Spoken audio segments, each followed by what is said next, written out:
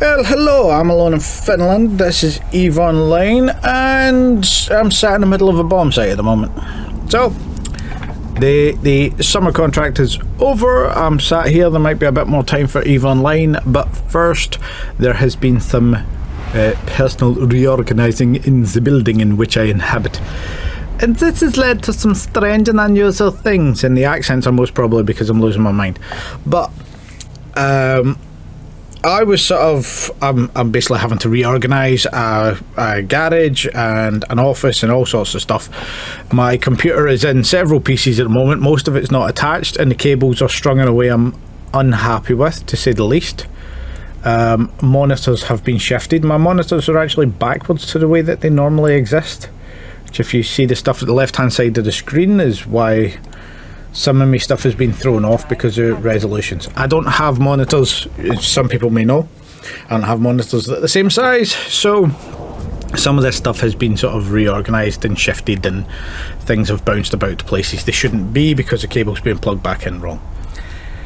With that being said, I took a bit of a break today. I wasn't intending on making a video or anything like that. I took a bit of a break and I brought up EVE just to shift about, and I went through some of my emails and I got one of the surveys in from CCP. And as I always do, I go through and answer the surveys truthfully. Luckily in this one it's got a little thing of what would you like to see or buy or something like that in the thing, so I got to put down bring back Jovian ships and let me buy them, please, for the love of God, let me get some industrials from the Triglavians, and little comments like that, because that's what I say. But then it came down to a question of CCP's stuff, like EVE Online, and I can't remember, there were three things that it was asking, and it said Project Awakening. Now, I hadn't seen anything about Project Awakening. For those of you that haven't seen it either, there is a Project Awakening thing that's going on.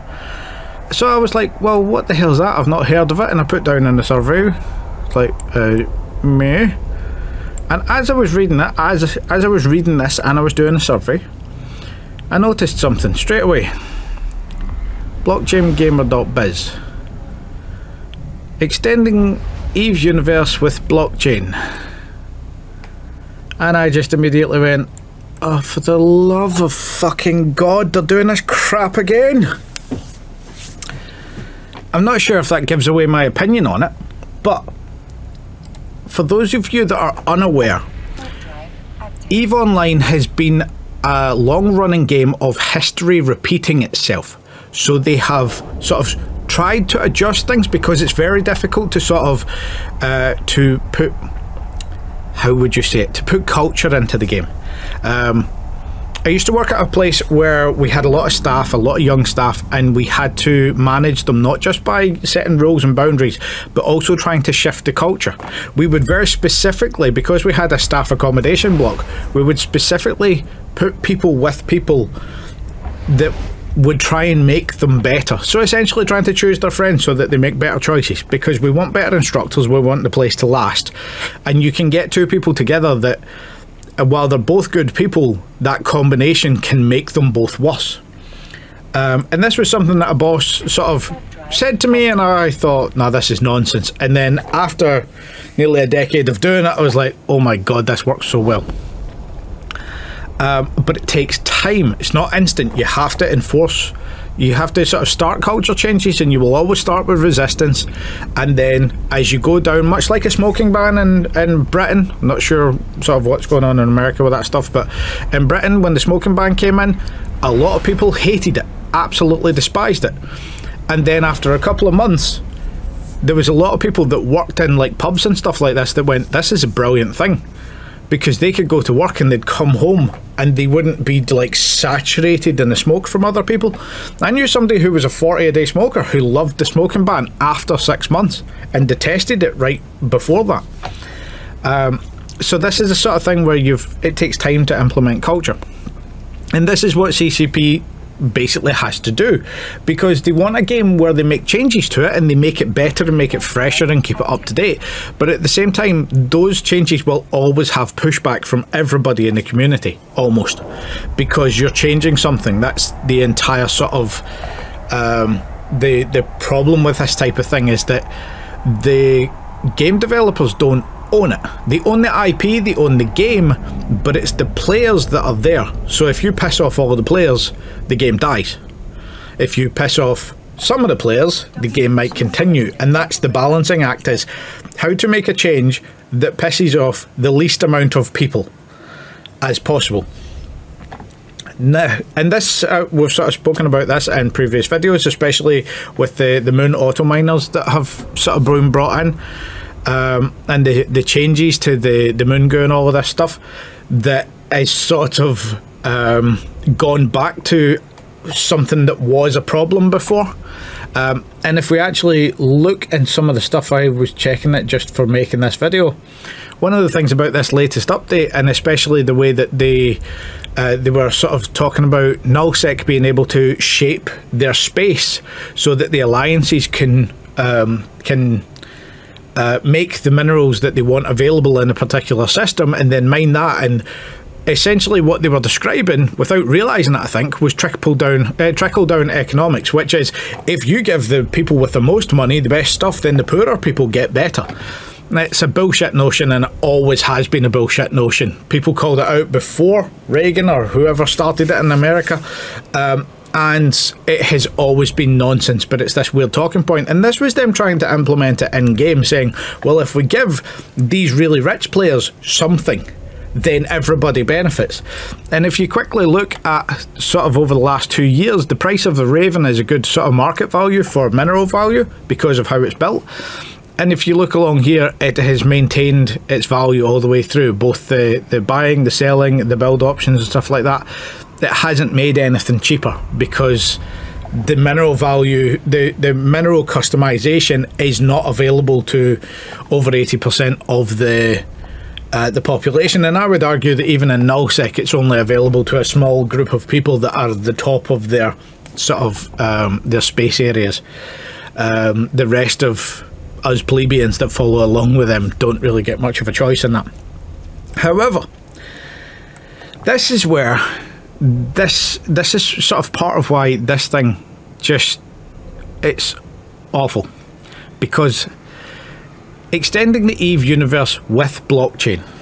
Now, this is this thing that's been talking about. There's so many game companies at the moment that are talking about blockchain because it's this shiny buzzword, but they don't seem to comprehend the problem with it, because EVE essentially is a database, and most massive multiplayer games are a database of stuff, and EVE is a lot more than most because it's a database of transactions. You've got your EVE market in front of you.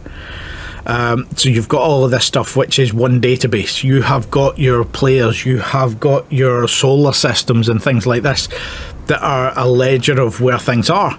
Now, blockchain is a ledger, but it's a ledger that can't be altered. That's the whole point of blockchain, is that once it's encrypted, it's there and it can't be changed. So for instance, if you were to take the gold value in World of Warcraft or something like that, and somebody steals a whole load of gold, that then can't be, the company can trace it and they can go, oh, we know that that person stole it from that person, but it can't be returned because of the way that blockchain works. And this is the sort of the problem with building on this technology, is that it's kind of worthless for what it is. It encrypts a ledger access and it's more difficult to break, but that's an unneeded step when you look at what EVE Online is. And for me, that's kind of a worrying thing, that when you look at what they're talking about for Project Awakening, you've got single shard survival experience. Okay, that's EVE Online. Project Awakening is built on the principles of freedom, consequence, mastery, living. Okay, that's a survival game. Yeah. Enter EVE Online. That's sort of more stuff to say the exact same thing. Hostile Cosmos. That's more stuff. So you're not really getting any information, and the only real information that you're sort of getting is that we're taking this and we're shoving blockchain. That's not good. Now, the reason for this sort of oh god, this is going to be a bad idea, actually goes back to a game called Dust that CCP released. And Dust was a phenomenal mistake by CCP. And it was an easily callable mistake. In fact, there were a lot of us in the community that were calling it out before its release, because they said they said that Dust is going to be in the EVE universe and it's going to be a single player shooter. And everybody went, that's fantastic. And we're going to make it PlayStation exclusive. And you're like, why the fuck would you do that? Your entire fan base is on PC. To use the parlance, we're all the PC gaming master race. So why would you make a game that is locked onto a console? Well, it might increase. It's like you have just alienated your main fan base to make this game set in the same place. Why? Just why? Now, to clarify what then happened, that game came out, it was not successful, and it actually caused such a sharp fall that CCP ended up laying off people. They screwed up so badly they had to fire people. That's how bad a game it was.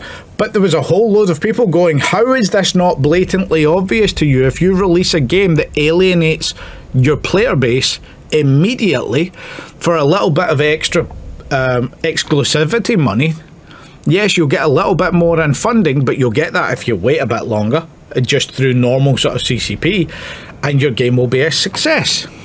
But nobody was listened to. They released a game and it screwed up quite badly. And this has sort of happened before, because when they were talking about the alpha accounts, originally, this was something that was mentioned, that the alpha accounts would cause griefing. And it did, and it caused a lot of griefing. It caused a phenomenal amount of ganking using alpha accounts that were essentially throwaway accounts. And it became such a problem that over half of the player base left. The actual login numbers dropped by half. It was such a severe thing. And this is something that time and time again, when they have done these big sort of changes, it has been a, this is what we're going to do because it's the fashion. That was the alpha accounts. It's the fashion to be a sort of open game. Now, I'm not saying that the alpha accounts were a bad thing. I actually think they're a good thing. I know there's a lot of people that dislike them because they're not contributing. But for me personally, I have actually seen that quite a lot of them are.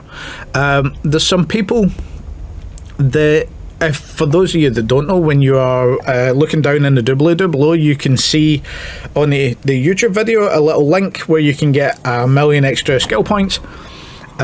You basically, let me see if I can bring up this video for a second. Here's an easy way to show it. So on my videos, if you bring up one of the videos, you'll see the name, you go down here, and if you scroll down here, you've got the sign-ups. And these little sign-ups here, if you click one of them, it will take you through where you can sign up, or you can put in an account that's already existing, and you can use this to basically get 1 million free skill points, which is around about a month's worth of training-ish. So this is how you do it. Now, what actually happens with this is I get a kickback from this, and this is the same for everybody, and this is why you see people posting it in local all the time. If you have signed up to this, then if you buy plex, I think it is, yeah, if you buy plex through the New Eden store, then I will get a couple of these little red boosters. I think I get 4 of them if you've bought plex. And if you buy, this is through the New Eden store or through CCP's main webpage. And if you buy actual game time, Omega time, then for every if you buy a month, or if you buy more than that, whatever, then I will get, I think, 15 days of Omega added to my account. And that's the same for anybody who uses those things. That's the little kickback to try and encourage people to do this. Now, as I've said before, if you have multiple accounts, by the way, that's always a nice way to support me, but if you have multiple accounts, then you can link one account to the other. So you can get that code from one of your accounts and use it on your other account. So when you put plex into one, then the second account will get like 15 days. So you basically get a month and a half to plex your accounts. As far as I'm aware, it only works once. But one of the things that's been interesting to me is that there are a few people that have used that code for me that have not bought Omega time, but have bought plex. So I personally, I'm not entirely sure, but I think some people just sort of play on alpha and would purchase plex and do it that way, which if you're starting out in Eve, do not buy Omega Time straight away, because you'll take a while to get your skills up anyways. And although it's a little bit extra training, I think it's better to play without paying until you're you get to a point where you are engaged in the game. There's no point in sort of wasting your money while you're testing it out. So spend a bit of time, have a look at that, and do it that way. But when it comes back to this sort of this idea of having something that's just built around this blockchain ledger, that's just a bad idea in my opinion, because blockchain isn't built for this. It's built as an indestructible ledger. That doesn't really make sense for a game in any way, shape or form, because you could have a game that is that has a database, but as long as your security's intact, like CCP is bloody good at, then you're fine. Now, to illustrate some of the ways that CCP are good at it, there's a couple of people that in the past have made comments about the fact that they don't do anything about hackers, or they don't do anything about people abusing the systems. There is a little bit, I've had this, I don't want to show it because it's in my email, but I recently got 3 emails from CCP.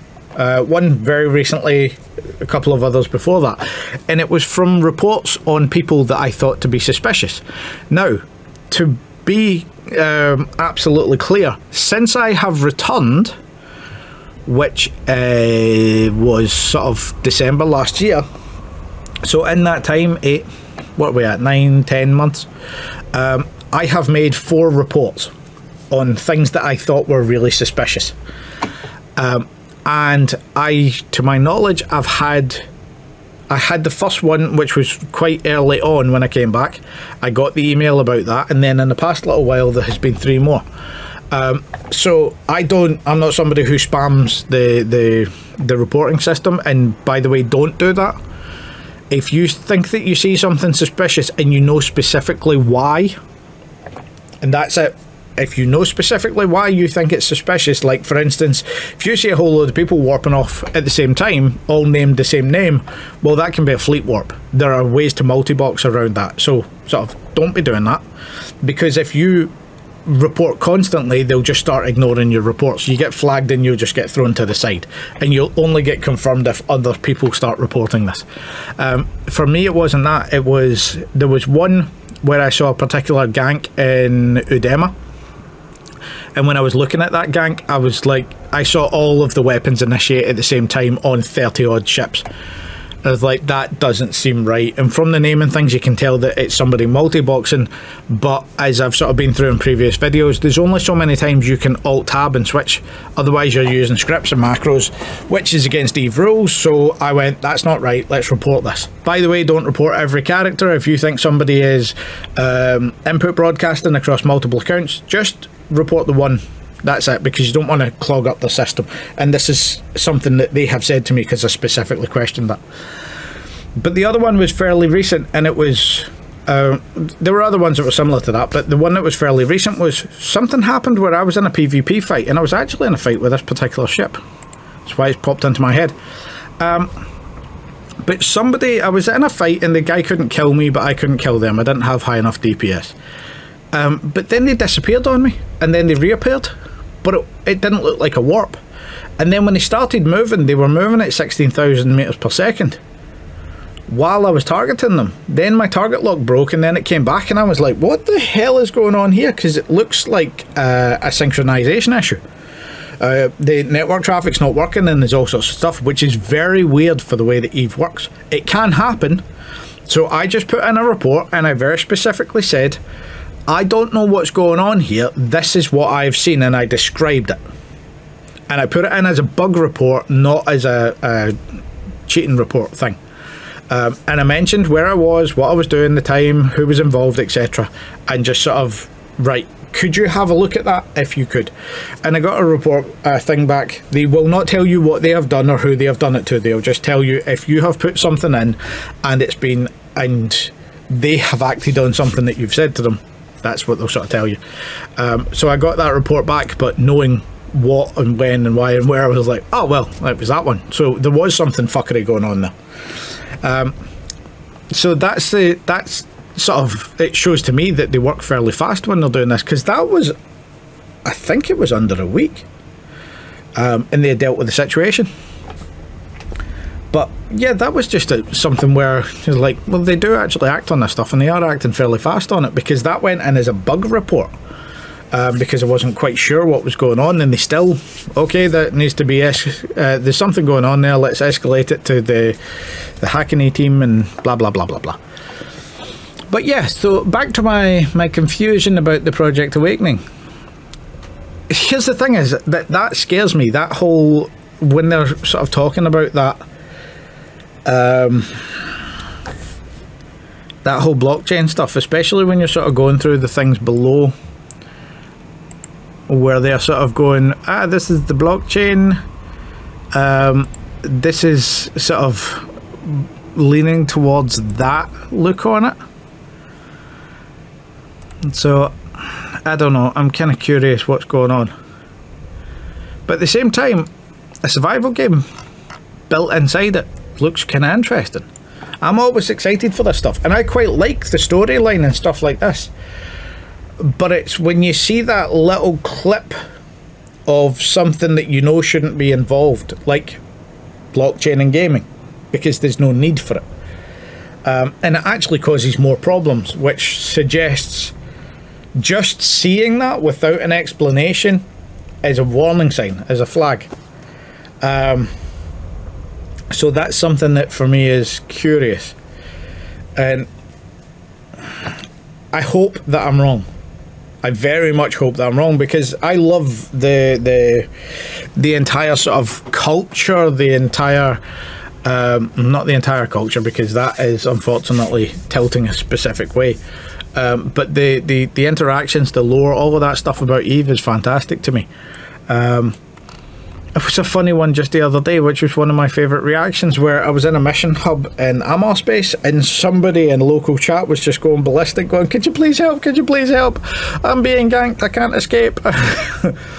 So I was like, okay, I've got a Guardian, and just sort of hopped in and started remote repping the guy. And they tried to get me, but I just sort of rigged for speed and was keeping out of the way, and they eventually broke off because they didn't have enough to fight your man and myself. And I was just like, that for me is just like fantastic. That little, oh, help, yeah, somebody comes to help. So I've seen this an awful lot during some of the some of the high-sec transit hubs, where there are groups of people that just sort of camp there doing anti-pirate work, where they're all sat in usually Ospreys to shield repair the freighters. I think that's fantastic. That's a nice little side of it. I was chatting to a couple of pirates the other day, sort of shout out if they're there. But I was chatting to somebody the other day, and one of the lads like immediately just starts off with the sort of the name calling and toxicity, and oh, it's all about ruining someone's day. And I was like, I don't actually believe that. Don't get me wrong, I do think that somebody gets his jollies from screwing somebody else's day. And it's kind of weird if it's an unknown person, but at the same time, I disagree with the fact that that's the reason that you would play the game. I think you'd play the game because of the people that you're camping with, you're chatting with them, it's a social thing, it just happens to be that you're doing something else. But yeah, it's all fun and games. So, that's sort of my 2 cents on stuff like that. And I'm going to put this out there one more time if you have gotten this sort of through this far. The Eve lore. Go and read the Eve lore. The Eve lore is fantastic. I'll bring up some of it. So if you're going on to the Eve website, if you just type in Eve lore in Google, but you can get it through universe.eveonline.com/lore, and there's a whole load of stuff, and I haven't read a lot of the more recent stuff. So the Eve is sort of split into Chronicles, which are your shorter ones. I'm just checking who's in the system. But you have a few Chronicles. There's a lot more here that I haven't seen. Methods of Torture, the Amar is one of my favourite ones. It's just funny. Then you've got the short stories, and the short stories are fantastic, all of them. I've not read one that hasn't been bad. The Ray of the Matter is not at all sort of in the like in the spaceships, but it's just in general a sort of nice one. You've got The Wet Grave, which explains how the pods came about, and has a Jove that might still exist. And then Ruthless, I believe it's Ruthless, is about the Goristas. It's a sort of a longer one out of them. I think it's brilliant. And have a look at these, because they are just this interesting sort of part of it that gets missed by a lot of people. So I think that's definitely something that is worth a little read, a little bit more of the story, the lore around the situation, and then just in general sort of what the idea is, a little fiddle behind a lot of what's going on. And I think that's something it's still being produced, but I think it's a little bit lacking.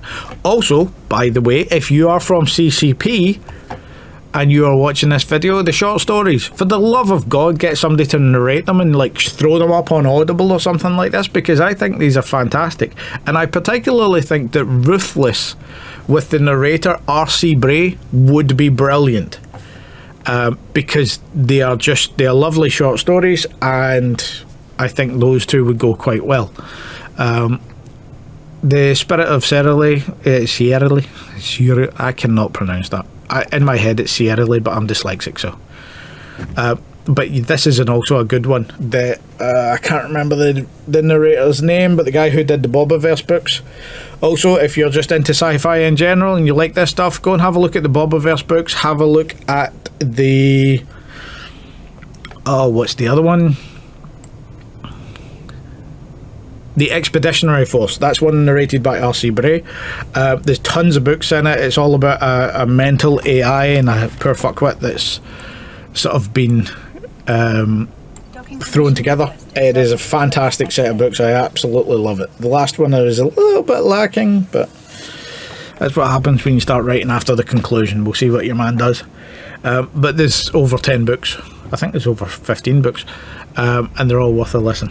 So I hope that's been, I don't know, interesting, at least opinionated, but generally just sort of thrown out there because I read something and I was like, I really hate seeing those buzzwords. Sorry if the volume's going up and down. I'm sort of moving forwards and back because I'm just trying to stretch out. Having done an entire summer of manual labour, I wake up every morning now and my hands won't close because of the stress on my muscles. It'll take about a week or two before it's back to normal. And my back and my shoulders and all that jazz. Quite fun stuff. Good for the soul. So now we just sit at home and stress over the stuff until the next contract. But thanks for watching. As normal, comments, all of that jazz down in the doobly-doo. I love reading them. I love interaction and stuff like that. And there is a little ticket down there for a Patreon. I have one patron at the moment and I very much love them. And yeah, at the moment it's always helpful.